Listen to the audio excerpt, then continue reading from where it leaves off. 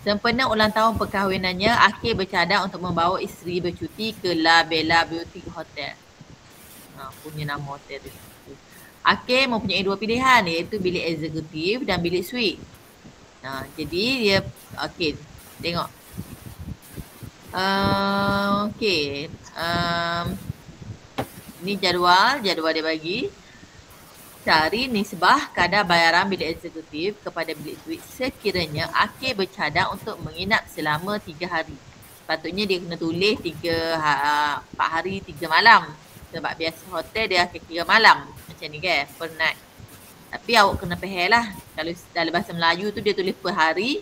Dalam bahasa Inggeris dia tulis per night. Maksudnya kena ambil 3. Okey. Jadi 3 lah maksudnya. Okey, kita ambil bilik eksekutif dulu. Kira bilik eksekutif. Bilik eksekutif.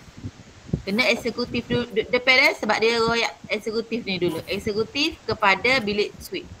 Ni kena duduk depan. Kalau awak salah letak, salah jawapan awak. Jadi pastikan bilik eksekutif duduk depan. Dan bilik suite belakang. Okey. 450 darab dengan 3 hari. Okey, berapa dapat? 1,350. 1,350.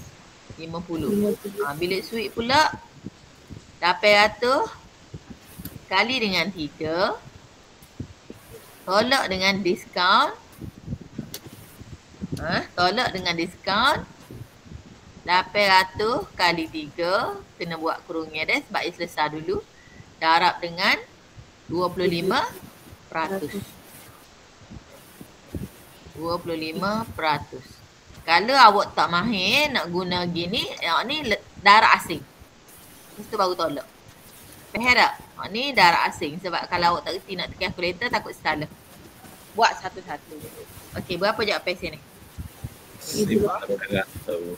1,800. Jangan tinggal gini. Awak kena kecilkan. Tekan je kalkulator. 1350 per kan? 1,800. Dia tu bit ke apa? 3 nisbah. 3 per 4. 4 kan? Okey, jadi 3 nisbah 4. Ini jawapan dia. Ada ni 1 markah. Ada ni 2 markah. Ini 1 markah. Okey, jadi 4 markah semua. Boleh? Boleh? Ada nak tanya? Okey.